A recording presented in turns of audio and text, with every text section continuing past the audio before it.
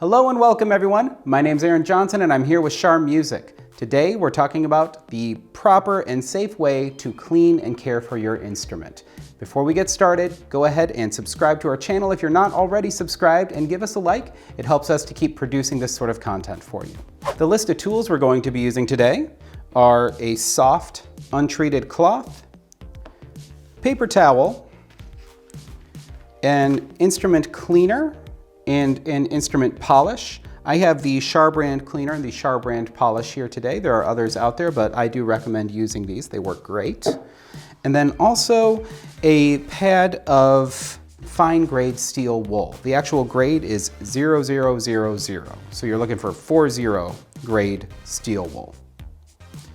All right, let's begin.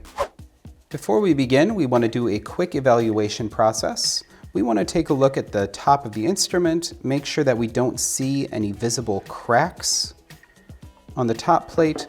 We also want to look in the seams and make sure that none of the seams are popped open, that none of the seams are in need of attention.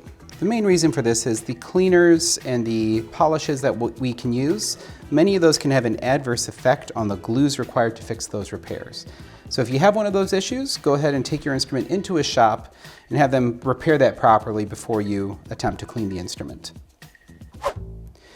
Now the instrument I have here today has a light amount of buildup and gunk in this upper bout here. It has some rosin residue here in the middle of the instrument, and then also has a bit of buildup on the chin rest.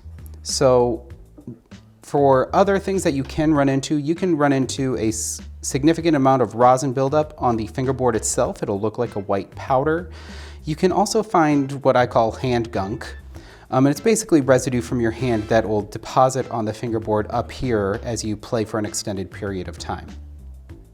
Other places where you can find some buildup would be on the back of the instrument, down here, right at the saddle, and then up here at the top of the neck.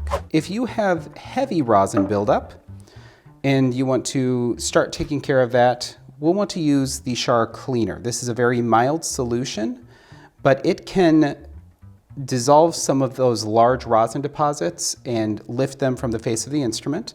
Now, the way we'll use that cleaner is we will take a paper towel and we're going to rip it in half. Half of this paper towel is going to be your wet paper towel. The other half is going to be your dry paper towel. And you'll see what that means in a moment here. So if I were to go to use this cleaner on the upper bout of the instrument, I'd remove it. Now I should say before we go to use this, you'll want to test this cleaner in an inconspicuous area of the instrument first to make sure that it doesn't interact with the varnish. So I'm going to go ahead and flip it over, and then just down here, I'm going to apply just a little bit of it to the instrument using small circular motions.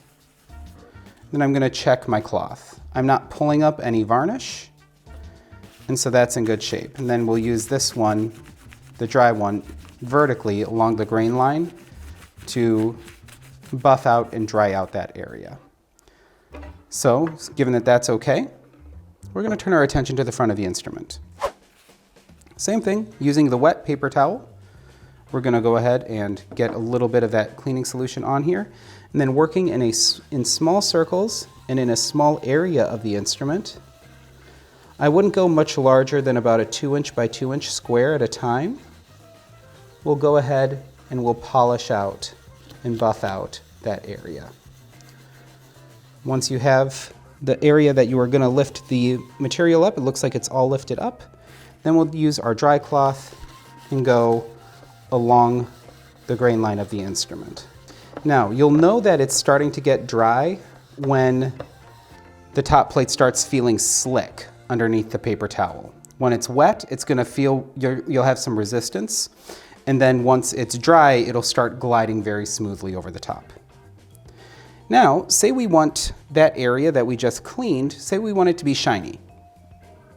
And that's where we'll use a polish. The reason this polish is opaque is because it has small little abrasives in it that allow us to sort of smooth out the top coat of the varnish of the instrument. So I will open this one up, and then same story as the cleaner. Set the cleaner rags aside now.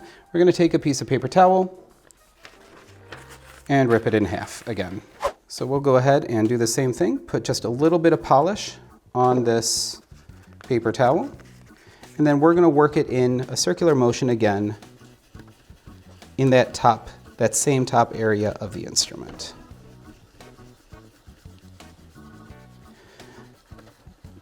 Now this polish is one that you want to make sure that you have, when we go to the dry cloth, you want to make sure that you have really gotten all the polish off the top of the instrument. If you don't, it will leave behind sort of a white, hazy residue, which you'll have to repolish your instrument to get that out. So again, we'll just buff this vertically along the same path as the grain lines go in the instrument. And now that top corner, that top quadrant of the violin is nice, clean, and has nice shiny luster to it. This process can be completed in all 4 quadrants of the instrument, as well as in the center area here.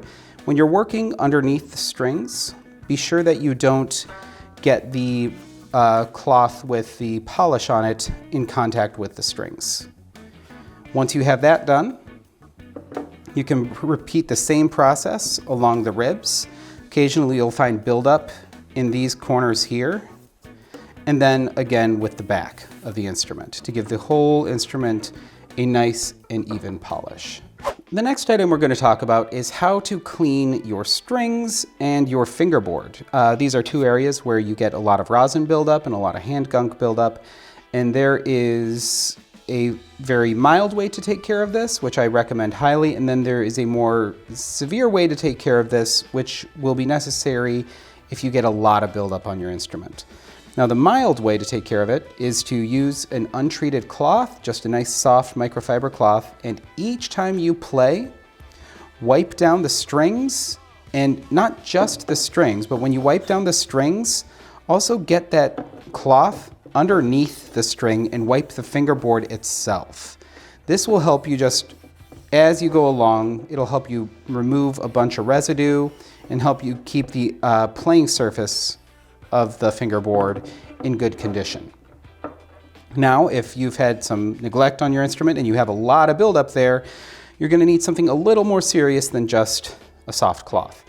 This is where I recommend using quadruple aught steel wool. This is very, very fine and soft steel wool. It's not extremely abrasive at all. But what you'll want to do is you will want to turn the instrument face down so that the holes in the instrument are facing toward the ground. The reason we do this is so that the shavings from the steel wool don't end up on the inside of the instrument. And then, working from the bottom, going up towards the top, you'll just rub, and I'm going to flip this over so you can see, you will take the steel wool and you will rub along the length of the string, and you will be able to feel with those strings when the string is actually smooth again. This is great for removing excess rosin residue on the strings themselves. And now let's say you have a lot of buildup on the fingerboard. One way to handle this is to loosen 2 of your strings. Pick 2 strings on the side and loosen them. Don't loosen all 4 at the same time because you could lose your sound post. Go ahead and lift those strings off the side of the bridge and off the side of the nut so that you actually have half of your fingerboard exposed here. Now, in the same way that you did the strings, you can do the same thing.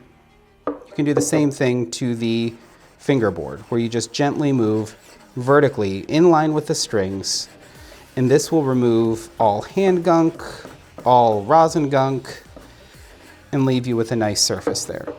At this point, you can take a look and see where your strings were. If you have deep grooves worn into your fingerboard, it could be time to have your instrument taken into a shop to have it looked at. Those grooves can interfere with the sound quality of your instrument and just with the way your instrument plays in general. So with that on there, I'll go ahead and put some tension on these again.